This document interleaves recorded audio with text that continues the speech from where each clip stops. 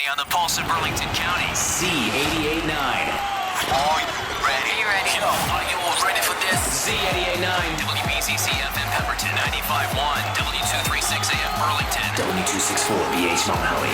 Your favorite play-by-play coverage of South Jersey high school football. Is a game changer. Burlington County College's Z889. And welcome back to the Z889 Sports Show. Landon Jones joined alongside Connor Hughes, the Giants fan. Awful weekend. Sad day. Yeah, it happens. We'll get you guys back down to the guys in Burlington Kia in just a little bit, but we have our special guest in this evening from Northern Burlington Greyhounds, who have just been on fire this season, to say the least. Ray Delfing, number 24, outside linebacker and fullback. What's going on, man? Nothing, we've just been working hard the whole season, and, you can see now it's really paid off just throughout everything. Just trying to keep it going. That's good stuff. I was telling the guys, I'm a graduate of Northern, and I was telling them that, and I was talking to you, Connor, before we went on the air, that out of all the years that I've watched football at Northern, I mean, you guys look phenomenal this year. Beginning of the season, we had you guys in the middle of the pack for our preseason predictions, and a lot of people did as well. And we actually spoke to the Burlington County Times, one of the writers over there, Wayne Richardson, and he actually said, I asked him, I said, what's a dark horse for you this year? And he actually said Northern, and here we are. You guys are number one in the standings. So, I mean, overly impressed, all of us are. And I'm sure you guys are just riding the high, really.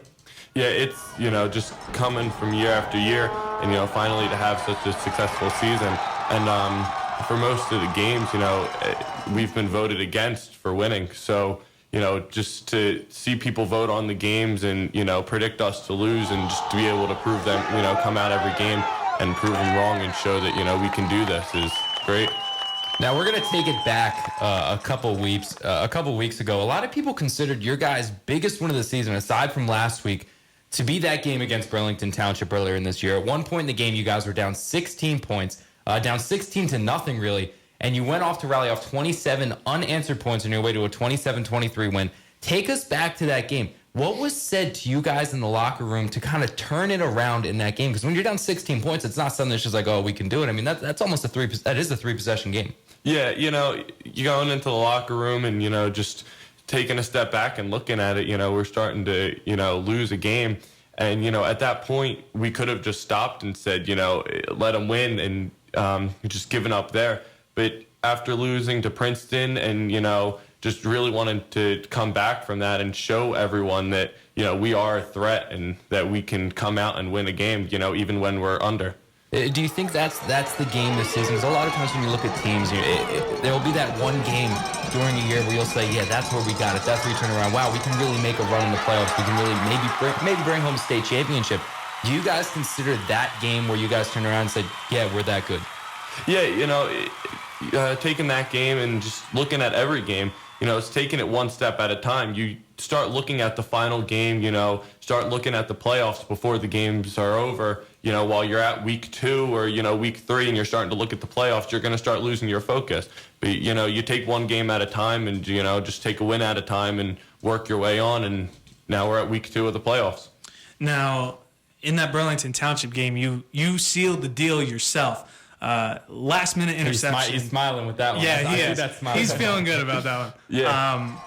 Just what was it like to have that feeling of, like Connor said, it was the turning point of the season for you guys. You beat, at the time, the number 1 Township team, and, you guys came in and you showed them, look, this game is ours. Yeah, just the whole game, just trying to push. Like you said, just coming from under, from the, in the beginning, we were down a good bit and just coming back and putting points on the board and then coming together at the end and really just playing like a team, Now we're going to fast forward a little bit now to last week. And you guys really, going over and trying to prepare some information, like color commentary for that game, trying to prepare some information about your guys' season, what you guys did, what you guys were like. Looking over it, you really didn't have that big dominant blowout win that makes people turn around and say, wow, look at this team. Just because you're winning games, obviously against the Mints, it was 56, 55, a lot of points there. But then it was 27, 24, different kind of games like that. But against Middletown South, a team that's kind of the polar opposite of Northern in the sense that they're always in the playoffs. They're always making a run at the championship. You guys in that first half, you took it to them. I mean, you guys were absolutely dominating them in a way that really surprised a lot of people. What was your guys' game plan going into that game as far as what did you see on tape, on film that made you think you could have the success that you did? Well, just watching film the week before and trying to get ready for it, we realized that, they're in the playoffs for a reason. Even though they're the 8th seed, that doesn't mean anything. They're in the playoffs and they're there. So you still got to, realize that that's a team that can come up and beat you. So you just got to, slow everything down and really see what they're doing, break them down, and just come out ready to go and fired up. Now, again, you got to kind of take the good with the bad a little bit. And after the first half, where you guys really were just, you were killing them. You kind of came out in the second half. Offensively, it looked like you were maybe trying to sit on the ball, not force the big mistake too much. Defense, you were containing a little bit, but then Middletown South started to break out a little bit. They started getting some touchdowns on the board. They started making a little bit of comeback. Is your top priority going into this game as far as improving? Is your top priority finishing an opponent so that maybe Neptune doesn't do what Middletown South almost did in that game? We came out the first half, fired up and, really put it to them. And then during halftime in the locker room, we came out and just, wanted to slow things down and just try and keep the clock running. And as the offense slowed down, and took a step back, it just so happened the defense took a step back too. And, that almost cost us the game.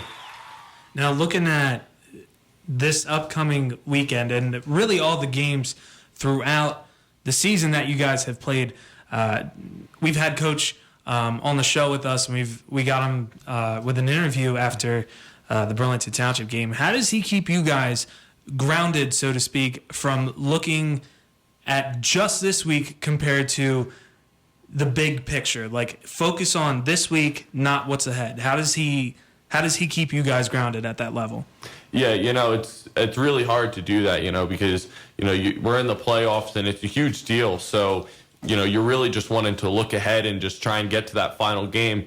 But Coach Rising really just steps up, and we all he really shows that he's a leader and he's in charge, and he makes sure that we're focused. And at practice, it's really mental, and we're just there mentally, and we're not messing around. We know what to do and just going through everything and just trying to keep our focus straight.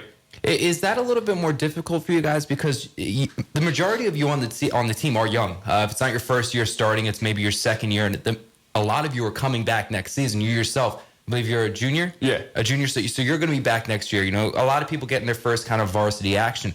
Is that something where it's a little difficult for you guys not to get too far ahead of yourselves? You guys are young men, young adults kind of thing where you're thinking, wow, we have a chance to do something really, really special here? Or is it one of those things where you're keeping it in the back of your mind, one game at a time? Yeah, just like Landon said, it's hard, You're looking at this big picture and you have a huge chance to do something.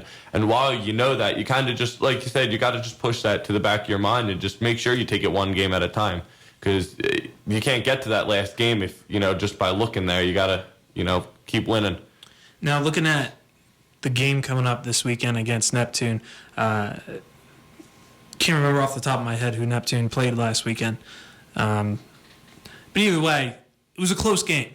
And looking at your guys... Allentown. They played Allentown. There you go. Right. So, either way, looking at this game, what is something that you guys are really pushing this weekend, whether it's some sort of mentality or physicality or maybe a couple tricks up the sleeve sort of thing? What is the one big key that you guys are pushing this week? We really just got to, keep working on, little things and improving, just simple things, to perfect everything. But they have a good bit of speed, but we've seen speed in Willingboro. We've seen speed in Township. So, we know how to deal with speed. So as long as our defense can just, maintain that speed and not let them break them outside and just keep them up the gut, then we should be pretty good.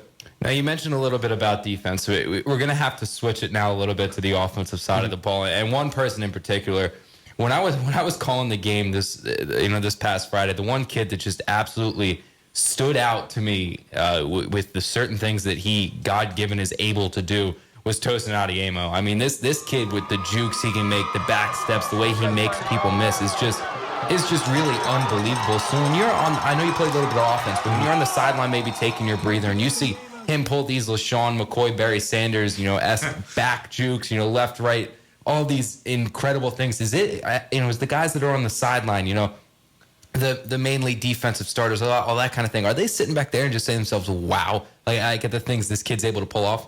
Yeah, he's a very talented runner, and the things that you'll see him hit a hole that's completely full. Defenders are grabbing for him, and all of a sudden you'll see him bounce it around the outside, and he has that talent. But the thing that keeps us going is we have more people than Tosin. We give Tosin the ball, but we can pass too.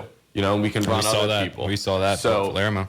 Yeah. So we have so teams coming against us, they might look at Tosin, but we have other threats that they also have to be aware of. And that's a great point that he brings up. It's actually one of my next questions is, again, a lot of the teams look at Tosin Adiemo as, okay, there's their weapon. A very hidden weapon that we've picked up on and haven't really even, kind of put it out there either. We've kind of kept it. Yeah, Frankie Palermo. Honestly, such a huge hidden weapon for you guys. What's it like having that nice, we know he's there, you know what I mean? And not necessarily the other team because they're focusing so much on stopping Tosin. Yeah, you'll see, just like watching the films, the day after, we'll be running Tosin, and you'll look at the defenders and they'll start to creep up. They see Tosin, they know, he's a threat, and they'll start creeping up on him. And then we'll just hit Frankie and, we'll pass the ball. And then they kind of got to respect us. So it's great to have because, even when you're in these, third and long situations, where Tosin might be able to break one free, but you're not too sure, we also have that capability of throwing the ball. Yeah, that's definitely something weird. Like when we were watching the game, I mean, again, preparing, I hadn't seen you guys play before. Most of the games we covered, you guys were on Saturday, so I hadn't been out to the game. So when I was looking over statistics, when we had the interview with Rising, talking to different things, it seemed as if you guys were a run-first team. And when we're sitting there in the press box announcing the game, next thing you see a play-action fake, and Palermo's 50 yards down the field wide open. I mean, you guys are running crosses with them. The fact that you guys now have a passing game to complement that running game that Tosin brings to your table, they can't too much stack that box with 8-9 people, kind of put it there, and then, two deep corners and maybe a safety out there to even it out. Because you do that, your quarterback's going to drop back and tear it up with Palermo. I mean, your offense is now really has a two-headed dragon to attack with, other than just that running game. Yeah, and that's a great thing to have, and just confidence and Colin making the right choices of putting the ball up, and he's been doing a great job. He's also a junior, and he's just been keeping his head in the game and connecting with Frankie and also connecting with Mel too. And that is by far probably the scariest thought of this Northern team is that of how young this team is. So I mean, they'll be back. They will be back. Yeah, absolutely. One last question, and we're going to kind of go to the 12th man here. Just from being at the Burlington Township game myself, Connor being at the game last weekend, how much does the home crowd at Northern play an effect in your guys' game? Because I know it does. Yeah, that's something that's great. Just to look up at the stands and see them packed. There's not an empty space in the stands. And going to Northern, I would go to the games in middle school and no one would be in the stands. People would be walking around and not really focused on the game. But you look now, everybody's in the stands, everybody's cheering us on, and it really just kind of boosts us. So even like the Township game when we were down. The crowd was there and the crowd was cheering and they kind of, they were like, you guys got to get this done. And, mentally it helps. It's good stuff. Well, on that note, there it is. We're moving along. Ray, thank you so much for joining us today. Yeah, thank you. We wish you all the best of luck this weekend. We will actually see you Friday night as we are broadcasting your guys' game. And it's going to be a good one. I'm looking forward to it.